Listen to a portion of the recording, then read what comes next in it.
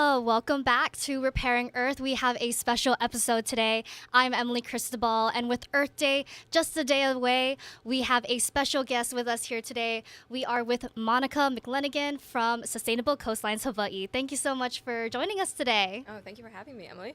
Yeah, so there's a lot of events happening this weekend. Earth Day is on Saturday, April 22nd, but Sustainable Coastlines has this event that's going on Sunday. I was hoping you could talk a little bit about it, Monica. Oh, yes. So every year on the Sunday of Earth Week, we host our Earth Day Cleanup Festival at Waimanalo Beach Park. And it is much more than just a cleanup. We get people out, cleaning the beach, cleaning up microplastics. We also have a restoration activity that people can do, and we're working with Nation of Hawaii this year to do another cleanup up on the Nation of Hawaii property. And we're really excited to also have live music, games, photo booth, workshops, free food, and it's a sustainably sourced lunch as well, which we're really excited about. And it's just going to be a really fun day for everyone to come and enjoy and have some fun. Absolutely. It sounds like it's going to be a huge event. And I heard that you guys are trying to break a record. Yes. So our largest cleanup that we've ever hosted was around 1,500 people. And this year we're trying to break that record by quite a bit. Our goal is to get 2,000 volunteers out to our Earth Day Cleanup Festival. And right now we have about 2,300 people pre-registered, and we could not be more stoked. It's so amazing having so many people excited to come out and give back to this area and this planet. Absolutely. 2,300, that's a lot of people. And that's just more hands that are able to be able to talk and be able to learn about this movement, and just very exciting. If you could talk a little bit more about what sets this beach cleanup apart from other beach cleanups that you guys usually do. Yeah, so like I said, all of our large-scale cleanups are much more than just a cleanup. We try to make the events fun and something that you'll remember. And we want you to leave never wanting to think about cleaning a beach again. We want you to see that this is a reactive solution, and though it's an amazing solution, it still is something that we react to after the problem already persists. And so when you come to this event and all of our large-scale cleanups, we want you to come take away the proactive solutions. So things like shopping local, buying your food from local farmers markets, and shopping at a thrift store, like all of these proactive things that stop plastic pollution before it actually persists. So our Earth Day Cleanup Festival is always our biggest cleanup of the year, and we really, really try to top ourselves every single year. So it's going to be a really fun event. Absolutely. And, you kind of mentioned a lot of the sustainably sourced foods, other organizations that are part of this festival. Can you talk a little bit more about the groups that are going to be there? Yes. So we have a few different sections within the festival.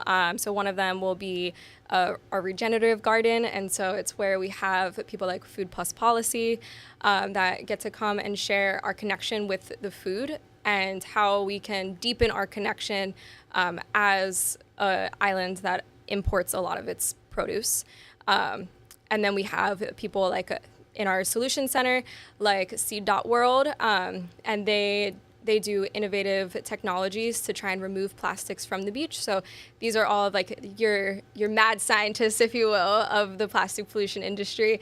And then we have a bunch of other partners. We have Bottles for College coming, who is Genshu is a youth activist who runs Bottle for College, and he's actually giving away his first scholarship this year, and he uses the redemption from recycling to fund local Hawaii students' college tuitions.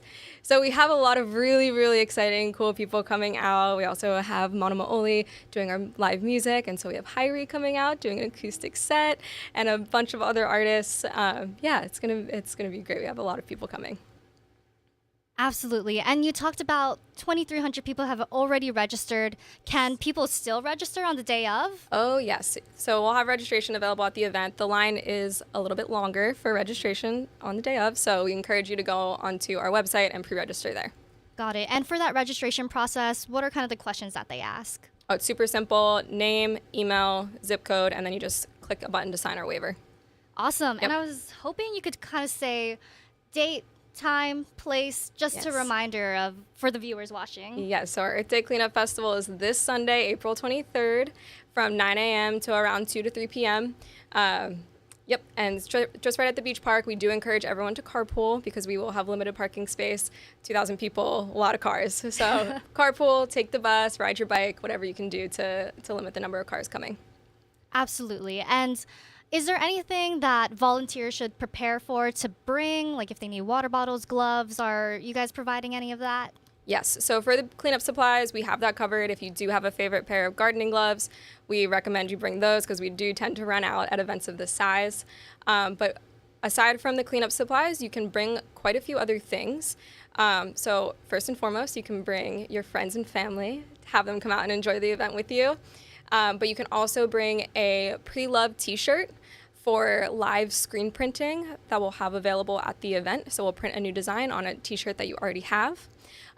We would encourage you to bring your own reusable containers and utensils. We will have reusable containers and utensils at the event provided by Full Cycle Takeout, but still good practice to bring your own.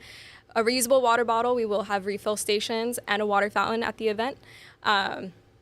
And you can also bring toys, jewelry, soil from your garden for lead testing with Healthy Mothers, Healthy Babies and the Department of Health. I know I'm forgetting some other things. There's a list. So if you pre-register, you'll get the list ahead of time too. You can also go to our social media. Awesome. Check that out. Yeah, and what is your social media at and the website? Our @ on Instagram is Sustainable Coastlines Hawaii, and our @ on TikTok is Coast Huggers, and our website is sustainablecoastlineshawaii.org. Awesome. And we'll definitely have all of that information online at hawaiinewsnow.com. But thank you so much for explaining this awesome event that you guys have going on.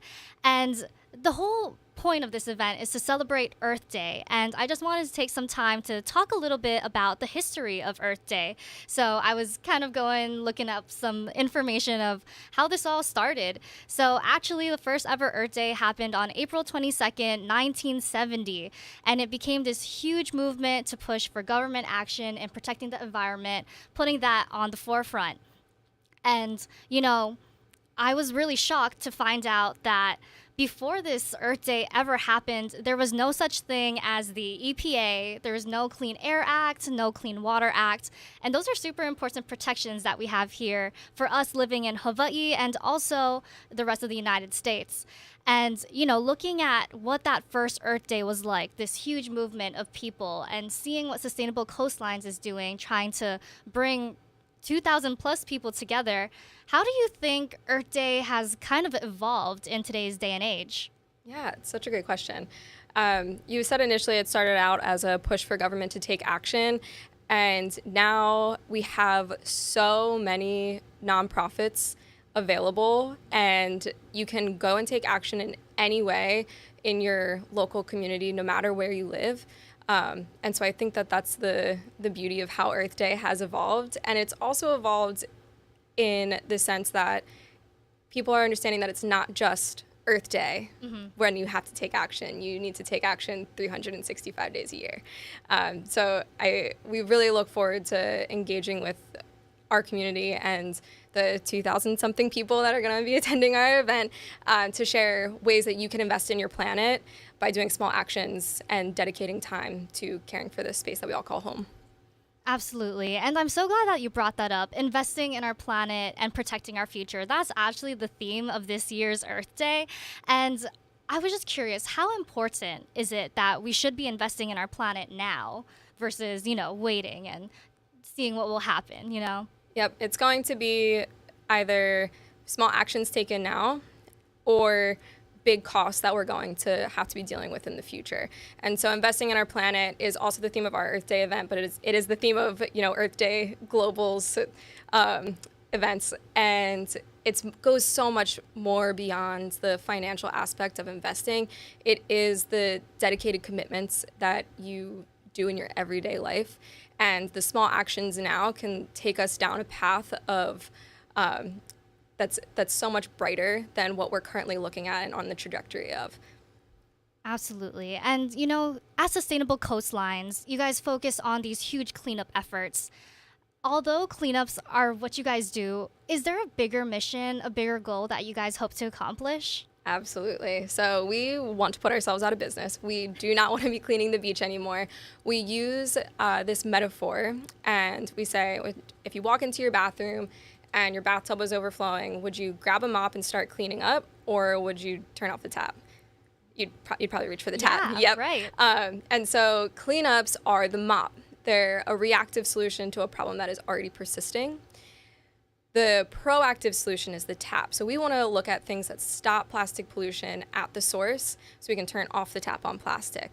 And so when you come to our Earth Day event and any of our large scale cleanups, you will walk away understanding those proactive solutions that you can take starting right now. Absolutely. And you mentioned those proactive solutions. What are some of the proactive solutions people can take now? Yeah, a couple are you can talk to your local representative, give them a call, and ask what their plan to tackle plastic pollution is. You can shop local, shop at thrift stores, avoid plastics at all costs, and opt for reusables. You can get involved with a local nonprofit. We would love if it was us, but any local nonprofit will do that is taking care of the planet. And those are just a couple, but there's so many more, and there's so many on different levels. You know, if you're not ready to start a compost garden in your backyard, if that's a little bit too much, start off with bringing your own reusable water bottle. You know, it's the small steps that will lead to bigger actions. Absolutely. And I was kind of curious, is there any specific policy that your organization, Sustainable Coastlines Hawaii, that is working to get more awareness from lawmakers? Yes, so we were a big proponent of Bill 40, which is now Ordinance 1930. It's the plastics takeaway ban. And we also work with one of our community partners, Surfrider Oahu, who is really a leading hand in tackling legislation on island. Yep. Yeah, and thinking about it, 2,300 people, and even more people, because that's just people who registered early. Thinking about how many people coming up to this event, how showing that these are people that care about these issues and how important that is. Exactly. Yeah, it's when you think about doing an individual action, like let's say I brought my reusable water bottle here, that individual action alone is not going to make or break the climate issue. But when you get together to an event of this size, you understand that it's not just you that's taking action. It's not just you that is doing these small everyday tasks. It's your community that's doing them as well. So when you see that, you really get inspired and see the power of momentum and a power of a movement. Yes, and one of the things that I really like about cleanups is that after you're done, picking up trash, you kind of go out in groups and you have your own little leader that holds the trash bag. And you really see all of that start to pile up, which is just so wild because, in Hawaii, we go to the beach a lot. And thinking about all that trash that is left there is just really eye-opening, but also that sense of community that you mentioned, that it just brings us all together for a common cause. Exactly. Cleanups are great too because you kind of get that like immediate satisfaction. You go out and you see a dirty beach, you clean it up, and then you look back at all of the hard work and time and sweat and effort you put into it, and you can really reap the reward right in that moment. Absolutely. And so Sustainable Coastlines, how long have you guys been in operation in Hawaii? We have been an organization in Hawaii since 2011. Our sister organization, Sustainable Coastlines, is based in New Zealand, and that's who inspired us to start Sustainable Coastlines Hawaii. That's awesome. And, you've been doing this for just over a decade. How has cleanups changed from then when you started and now? Yeah, we started out with just 8 friends kind of sitting around a table in Kaimuki trying to figure out how to, make a positive impact on their community. And when they came up with this idea to start Sustainable Coastlines Hawaii, they were like, okay, let's just try and host a cleanup. And 300 people wound up turning up to Makapu'u for our first cleanup in February 2011. And the biggest question that everyone asked was, when's the next one? And so what's really shifted from then until now is more so our focus of our other programs. After cleaning up and hosting cleanups for so long, we realized, okay, we don't want to be doing this forever. Cleanups aren't the ultimate solution. Let's throw some education in here. And so now we have our relearning program, which is formerly our education program, that goes out to schools, and works with people out in the community to share plastic pollution issues and potential solutions. And so that's how it's really shifted, is the development of that program. Wow, that's super interesting. Can we talk a little bit about the program? Of What are course. some of the topics that you guys talk about and solutions? We cover a range of topics, and it depends on what the teacher of the class that we're going into is, and we also do more than classrooms as well. We do we say we educate from keiki to kapuna. It's everyone. Everyone is a student, and so we cover things like the history of plastic pollution, which is something that people are not well versed in, and me myself, even studying plastic pollution, it's not something that's covered, and so the history of plastic pollution is not a topic that everyone is, it's not common knowledge. We also talk about potential solutions, things like I mentioned before of, getting involved in civics, opting for reusables, understanding that, commercially fished fish is also an issue. But aside from that, we also talk about like the biological effects of plastic pollution, how it can harm things and bring in things like invasive species to the islands, how plastic pollution even gets here, what marine debris is versus land-based debris. We cover a lot of topics. So when you go into our general presentations, you come out understanding where plastic pollution, or why plastic kind of came to be the way it is today, how plastic pollution is getting to our islands, and what you can do about it. Absolutely. And that's actually a question that I have for you. How does plastic come to our shores? I mean, obviously, local communities, there are some instances of where, trash gets left off the beach, like during a party or something like that. But we also saw some of that B-roll of these larger containers washing up on our shores. Where are they kind of coming from? So Hawaii is a little opposite from most of the world. Our plastic pollution comes from the North Pacific Gyre. It's also known as the Great Pacific Garbage Patch. It is not so much of an island, more so like a plastic soup. And most of the debris in there is coming from the industrialized fishing industry. And so when we find things like crates and stuff like that, it's usually from the industrial fishing industry. That's also where ghost nets will come from, like those big tangle of nets. Right. But we also recognize that there is land-based debris mixed in there, and land-based debris is by far the number one source of plastic pollution. Got it. And, I myself have participated in these huge beach cleanups, other cleanups, community cleanups, and I always wondered what happened to the trash after we collect them. Do you guys filter through it? Do you guys kind of do some research and data on it? We do the best we can. We are a small staff of between 10 and 11 interns and full-time staff members. And so when it comes to marine debris, we try and separate out as much as we can.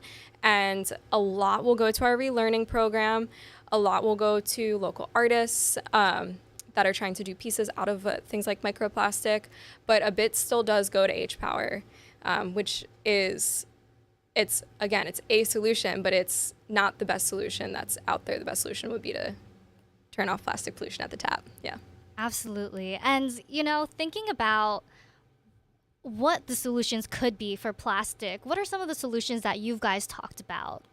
Yeah. So we talk about are you talking about for plastic, learning, for plastic pollution in general? Yeah, plastic pollution in general. Yeah. Yep. So on the islands, because a big source of our plastic pollution is coming from the industrialized fishing industry, we do talk about getting to know your local fishermen and opting for the local sourced fish versus the cheap one that is at the grocery store, which we understand is not fully accessible to everyone. But doing the best we can with that. Also opting for food that is local, so coming from your local farm or farmer's market, and so we can avoid food being imported to the island as much as we can, because all of that comes wrapped in plastic as well. So in terms of our food source, that's probably the number one. Absolutely. And you did kind of mention the harmful effects that ocean pollution and plastic pollution can have, but I was kind of hoping you could kind of be a little bit more specific of how it affects our environment, native life, ocean life, and humans. Yep. So when you have a plastic item in your hand, it's really durable, and that is why plastic came to be and came to, come to this effect that it has in modern civilization, is because it is so durable and is so relatively cheap to make, on the forefront. And so that's why it became popular, is because, you don't need to do your dishes anymore. You don't need to worry about dishes breaking. You can just grab your plastic plate and then throw it away afterwards. And it was kind of like this marvelous thing for households back in the 1950s.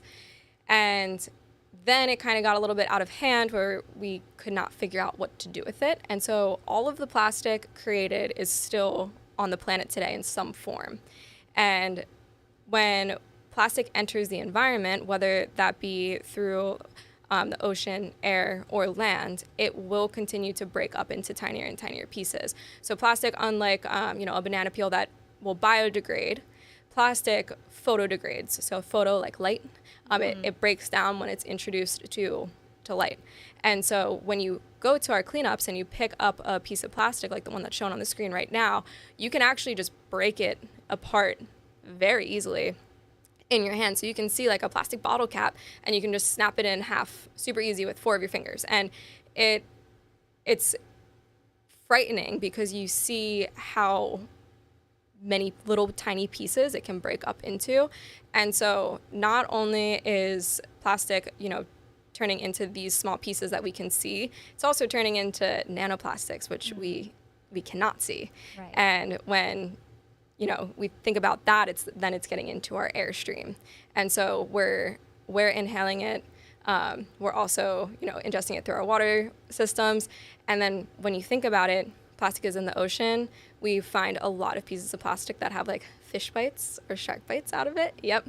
And so, it's kind of like that karmic cycle of, we produce the plastic, animals mistake the plastic for food and eat it, and then we sometimes eat those animals. And so it also the chemicals in plastic bioaccumulate in the bloodstreams of animals. And so when we're eating, let's say ahi, Right. that maybe has ingested plastic, we're also getting some of those chemicals too. And it's known that certain plastics have harmful chemicals in them that are endocrine disruptors, and disrupt hormone cycles and things like that, and cancer causing. Yeah, well, thank you so much for explaining that. And it is a scary cycle thinking about how we are the producers of plastic, how then they can break down to these really small pieces. You said that they can be in the air, in the ocean, and eventually sometimes eaten by fish and other things that we may consume as humans. So really tapping on that issue of turning off the plastic production, consumption. And it really goes to show that it does start with us, the consumers. If we're able to limit our plastic consumption, that will be a larger wake-up call for these organizations and companies that produce a lot of the plastic that we buy at stores. Yep. Do you want to hear something frightening? Yes. Maybe. Yeah. Humans on average ingest a credit card worth of plastic every single week. Whoa. That is crazy. Yep.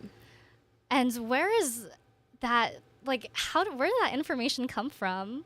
That is a great question. We work with a lot of scientists, like the Center for Marine Debris Research out of HPU, and they do a lot of marine debris analysis, and they are, it's like some of the leaders in the science around this stuff. So we do get a lot of our information and stats from them, but also from our team is, also we moonlight as researchers as well. So we also can look into things like the Breaking the Plastic Wave report.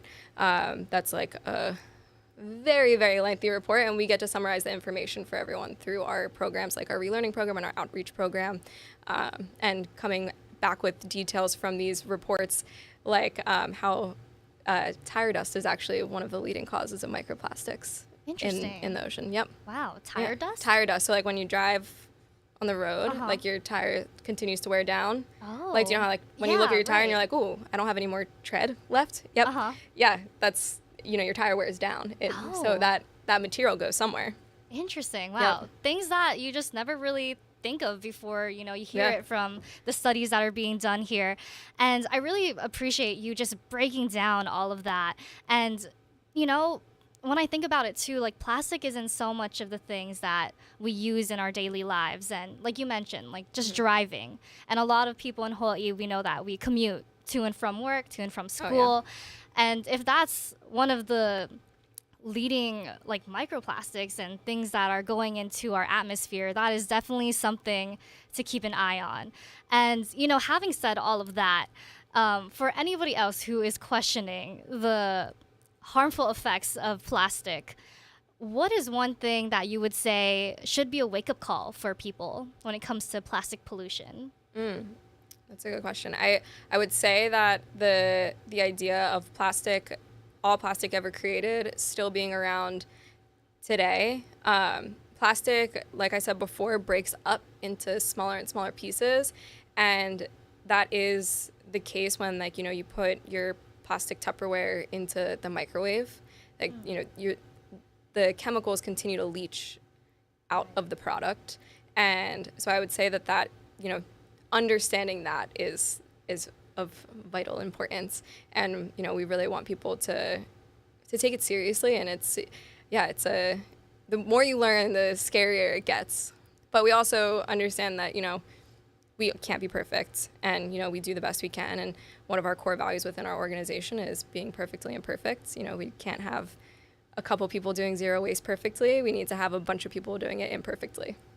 Absolutely. I really like how you mentioned that because for us in our daily lives, like someone might be listening to this interview and be like, well, I can't just like stop driving my car to work or, Yeah. you know, and it's like you said, trying to do the best that you can with, in other words, terrible situation, but being able to just do the most that you yourself can in helping the planet, helping those around you, because that's the big thing about issues with climate change, the environment. These are things that don't just affect you yourself, it affects the place that you live, the people around you, and all of that. Exactly. Yep. And you know, this topic, again, the more you learn about it, the scarier it can get. And that's why having events like our Earth Day Cleanup Festival are so important, because it brings that aspect of fun to the issue that's so heavy. And so we get to lighten it up a little bit and show that, you know, it's not all doom and gloom. There is a lot of really amazing things happening out there and a lot of amazing work being done. Absolutely. And finally, like you mentioned, all this Earth Day cleanups, there's a bunch of events happening throughout the state. And while that's mostly celebrated during this weekend, during the April month of Earth Day, Earth Week this week, what are some ways that we can be better stewards of the planet, of the Aina in our daily lives? In your daily lives, it's just kind of taking that extra second out of your day to kind of plan ahead and think, okay, I'm going out for the entire day. Maybe I should bring a set of reusable utensils and my reusable water bottle. And then it just eliminates the factor of you needing takeaway utensils and needing a plastic water bottle. It also keeps your water cold. It's amazing. And so, you know, just taking that extra moment to think ahead and think about your impact. A lot of, you know, systems in our daily lives have been, you know, set up so that we can avoid that thinking ahead, and we need to take a step back and really say, okay, what is the consequence of this action that I'm about to take? Yeah, well, that's really important. And I'm really glad that you're able to explain all of that, give some tips to our viewers and listeners who are tuning into this. And I just wanted to end again. Where can people learn more about your guys' event that's happening on Sunday? What again can people look forward to, and anything else you'd like to share about that event? Yes, any information about our Earth Day Cleanup Festival can be found on our website, sustainablecoastlineshawaii.org. And again, it's supposed to be a really fun day with a lot of volunteers gathering together. And it's just a day to connect with community, learn and grow from each other, and have a bit of fun.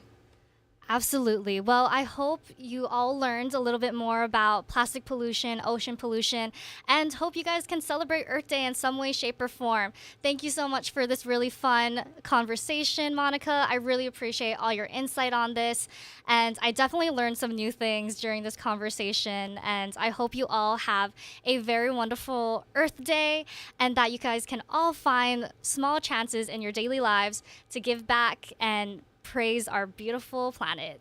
Thank you so Awesome. much. Thank you, Emily. Thank you. Thank you so much, everybody.